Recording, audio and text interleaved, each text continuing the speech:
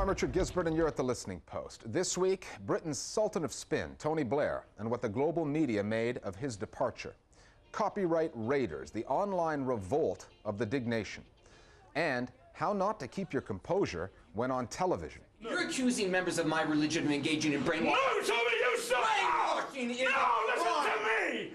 Welcome back to The Listening Post. British Prime Minister Tony Blair spent 10 years in office honing his skills at manipulating the media. Even as he resigned, he tried to write his own political obituaries, although not all of them came out the way he would have liked. Tony Blair's record, his legacy, his masterful handling of the media, they're all in this week's News Divide. And so too is the issue that will determine Prime Minister Blair's place in history, Iraq. He left office the way he came in, with a meticulously choreographed performance designed for the cameras and delivered with a flourish.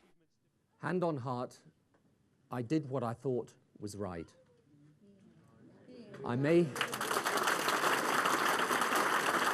thought it was a remarkable speech, largely because it was so low-key. At the end of 10 years, you might expect someone to celebrate their triumphs and to really try and confound their enemies. But I think Blair, as ever, showed himself the master of the moment, and he knows that he is taking a tremendous kicking from the media, and basically any sort of defiance or hostility towards that approach would simply have put more fuel on the fire. So much has changed. When Tony Blair was first elected 10 years ago, September 11th was just another date on the calendar. Iraq was a war that had already been fought, and Britain's new Prime Minister was a media darling. Tony Blair, when he first came into office, was an absolute dream for the media, because here was this young, attractive, good-looking man with an attractive and pleasant family who was very articulate.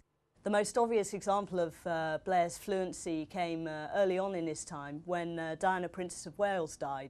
Blair stepped up and made a speech on the morning of her death, a televised speech in which he famously described her as the people's princess, one of his most famous sound bites, which really resonated with people. Tony Blair's media strategy was executed through his press secretary, Alistair Campbell, a former tabloid reporter. One of their first moves was to reduce the emphasis on Parliament in favor of a new institution, the monthly Prime Ministerial Press Conference. I think that has been, compared with most countries in the world, unusual level of access. And even when there have been ongoing government crises, ministers resigning or other problems, he still appeared before the media. Now, the fact of the matter is that Blair is extremely good at news conferences, and it's very difficult to recall a mistake or a humiliation which he's inflicted on himself at those performances. Between them, Blair and Campbell picked their favorite reporters from both the British and foreign media and courted them. Campbell was skilled at the black arts of politics, the backroom briefings, the selected leaks, the managing of the message. It worked for a while, but eventually, reporters' resentment over the playing of favorites, spin over substance, started to simmer.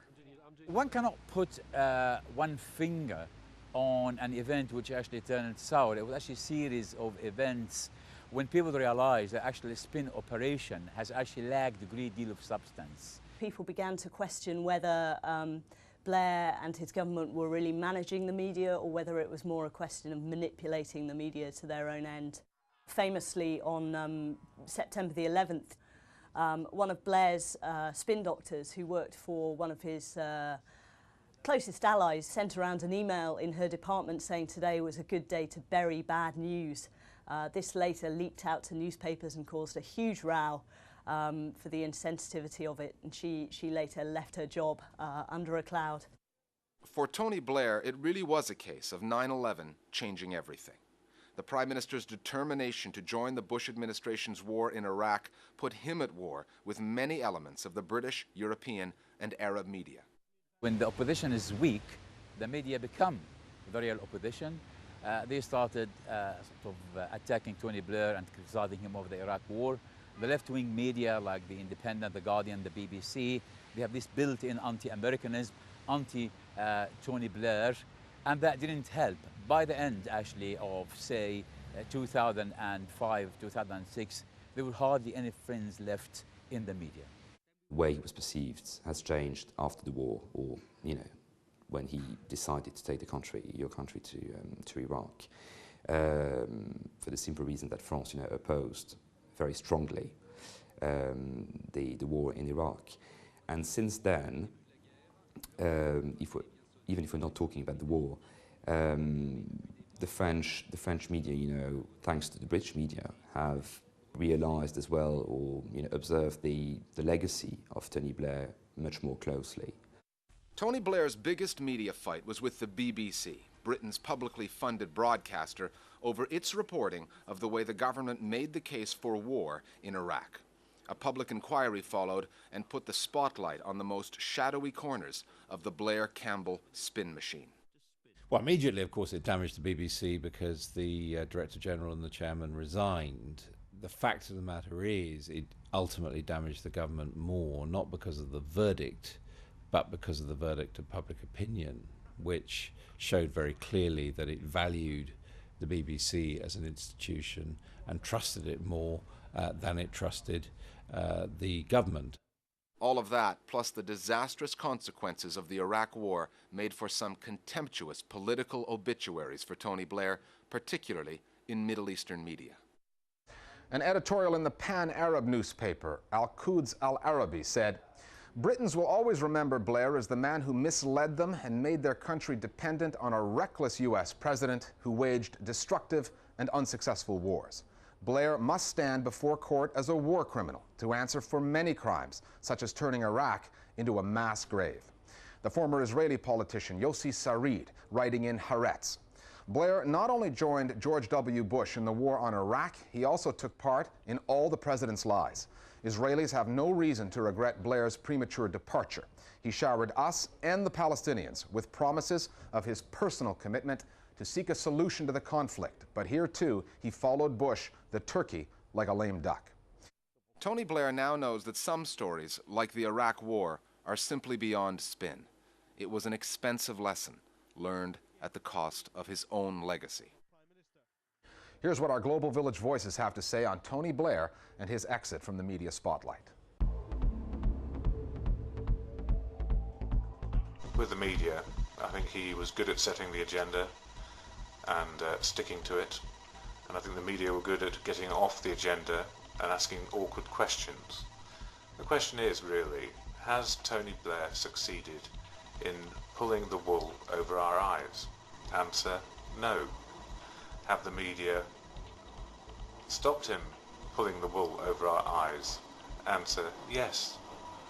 The sad truth is, a man who started with full of promise, open and authentic, has become something quite different because of world events and what he did. And he finds it unacceptable, as do we. And I'm glad he's going.